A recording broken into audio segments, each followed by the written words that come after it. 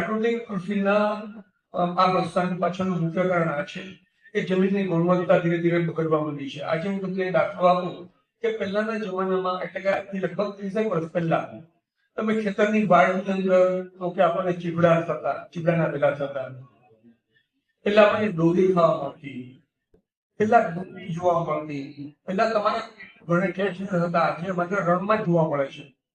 આજે આ બધું ધીરે ધીરે નાબૂદ થતું જાય છે. જૈવ વૈવિધ્ય નાબૂદ થવાનું મુખ્ય કારણ શું છે? જંતુનાશકોનો વધારે પડતો ઉપયોગ નહીં. તમે જોશો તો પહેલા જે જંતુઓ આજે જોવા મળતા, તમે દિવાળીની આજુબાજુ ચોમાસામાં જંતુઓ જોવા મળતા, આજે જોવા મળે છે બહુ ઓછા. એનું કારણ છે કે આપણે અપનાવેલી કૃષિની પદ્ધતિ. અને આ પરિસ્થિતિમાંથી બહાર લાવવા માટે સરકારે પ્રાકૃતિક કૃષિ અપનાવી છે અને એટલા માટે પ્રોત્સાહનના ભાગરૂપે આપ સૌને અહીંયા આમંત્રણ આપ્યું છે.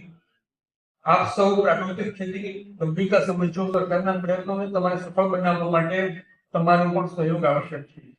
અને હું આપને મારી વાત પૂરી કરતા પહેલા એટલું જ કહેવા માંગુ છું કે આ પ્રશ્નની ગંભીરતા સમજજો. સરકાર જે પ્રયત્ન કરી રહી છે એ પ્રયત્નમાં આપણું સૌનું હિત સમાયેલું છે અને એ હિત માટે તમારો સૌથી પહેલો સહયોગ જરૂરી છે. મારી વાત પૂરી કરું છું. આભાર.